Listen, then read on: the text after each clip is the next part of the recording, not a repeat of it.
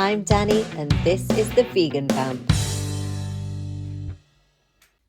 Hey everyone! So I know it has been a while since the last episode of the Vegan Vamp, and I have been super busy since Romford Horror Festival that I've been editing all of the podcasts that I shot there and haven't had much time for cooking. So we are back, and actually it's an exciting one today because yesterday we had a very rare sunny day in the northeast. We went on a hike and stumbled across a little forest right next to the beach which was abundant with wild garlic. So I picked some right here, and it's not often I really forage for stuff because unless you know what you're doing, it can be very dangerous. So I would never forage for anything like mushrooms because some very poisonous funguses can look very similar. Unless you're an absolute expert, it's really not worth the risk. And the same goes with a lot of plants. There are lots of leaves that look very similar to poisonous leaves, and I just, I'd rather stay safe. However, wild garlic is very kind of pungent. You can smell it straight away. So if you are in a forest, and it tends to really spread as well. So if you're in a forest that has wild garlic in it, you can smell that garlic. Often you can see the little white flowers when it's kind of freshly blooming. There weren't very many white flowers. I'm not sure how long it's been there, but the leaves still look very fresh. So this is a wild garlic leaf.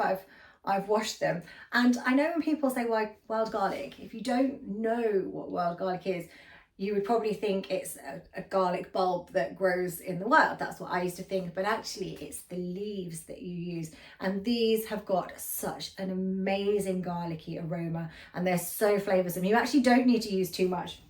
With foraging, obviously always pick only what you need.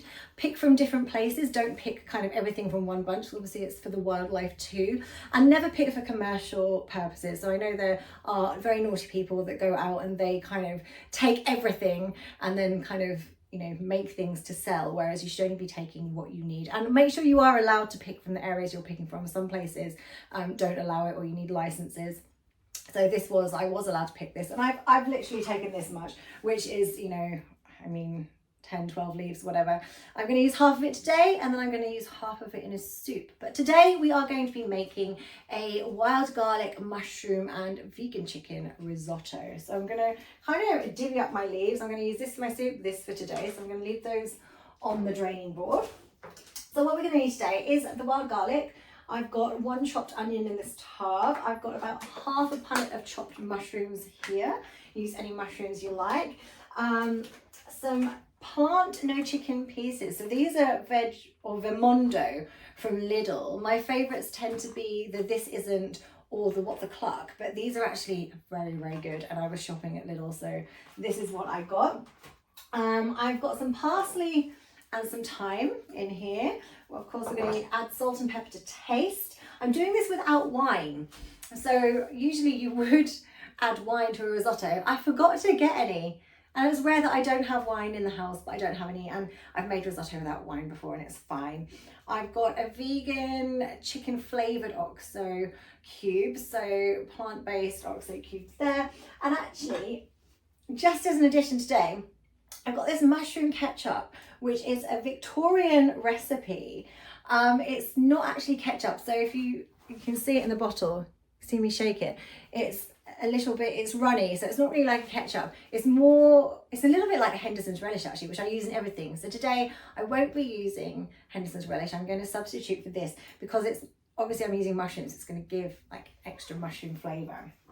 And then of course water for the stock. So I'm going to start just by actually popping my onions in the pan with a little bit of oil. We do need some vegan butter as well. I'm just going to cook them just for a minute whilst I chop the wild garlic. Now I'm just going to chop it small. So use all of the leaves, use the stalks. I mean, this is actually quite a lot. You probably don't even need this much. So I'd say this was about 1, 2, 3, 4, 5, 6 leaves. So it's just 6 leaves.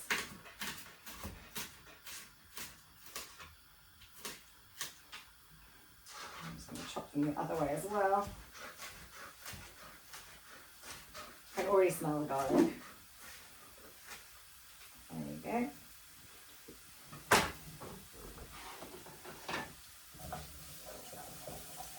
Give that a little stir. Whilst I do, I will grab the... Ooh!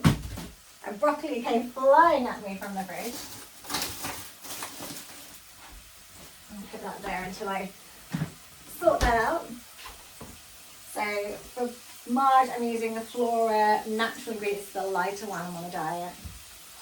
It's not as good as the buttery, but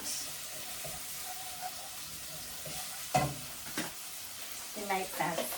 So how many will this serve? I would say it's definitely going to be more than 2. I'm cooking for 2. I'm going to cook it all because leftovers for tomorrow. We'll get into them. The chicken pieces. And you don't have to use chicken, you can just do the mushrooms. But I have them, so. A bit of rubbish.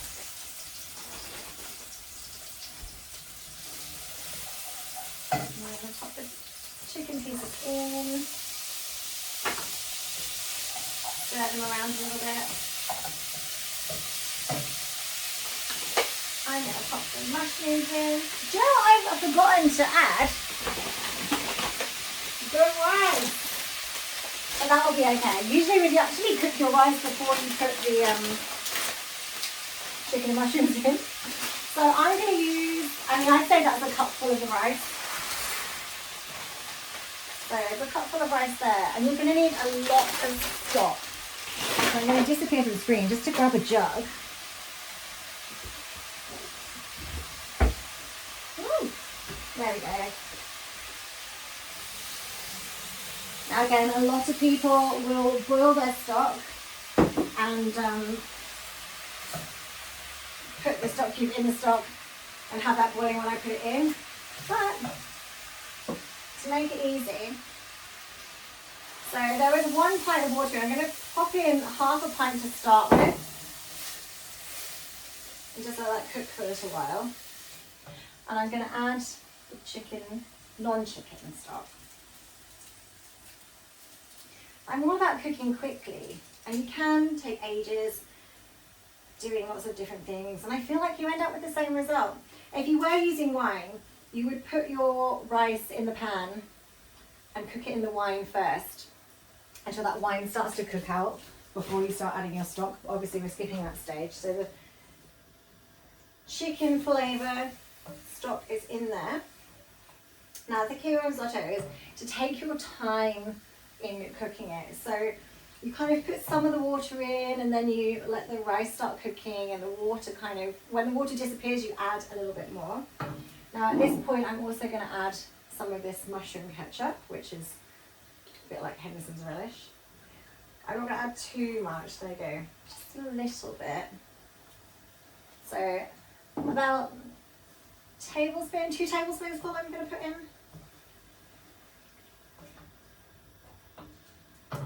And I'm going to add a nice spoonful of the Flora. I don't have a spoon, so I'm going to use my knife. I do have a spoon, but so I'm going to be generous and add a nice big dollop there.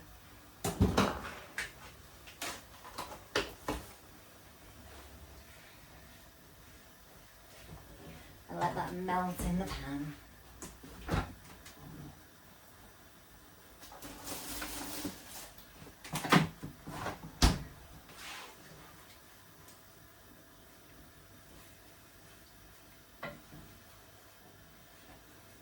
So I think we're already ready to start adding a little bit more of the water. So let it bubble and then we'll kind of simmer it, and you just kind of keep adding the water as you go. It's probably going to need more than a pint. I'd say about 20 minutes. We'll see. We'll see. What time am I on? I'm going to try and time this and how long it takes. Okay. We'll see how long this takes. Okay, so most of that water's cooked out now. So I'm just going to add the other half pint. Like I said, you'll probably need more after this. So So what you want is that really nice creamy texture with risotto. So I'm going to add in a little bit of thyme now, a bit of parsley. So just guessing, teaspoon of each, I guess.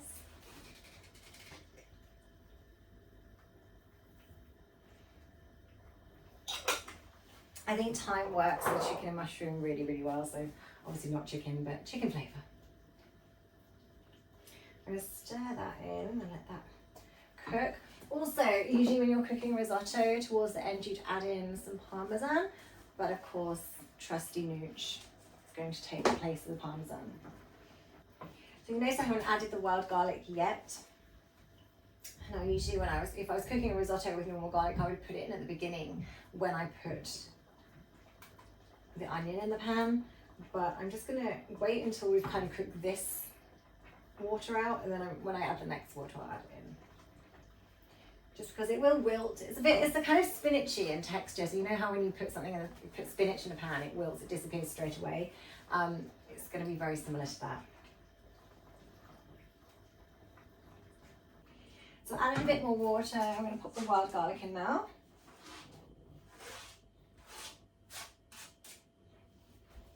And I'm going to add some salt, so salt to taste, and some pepper.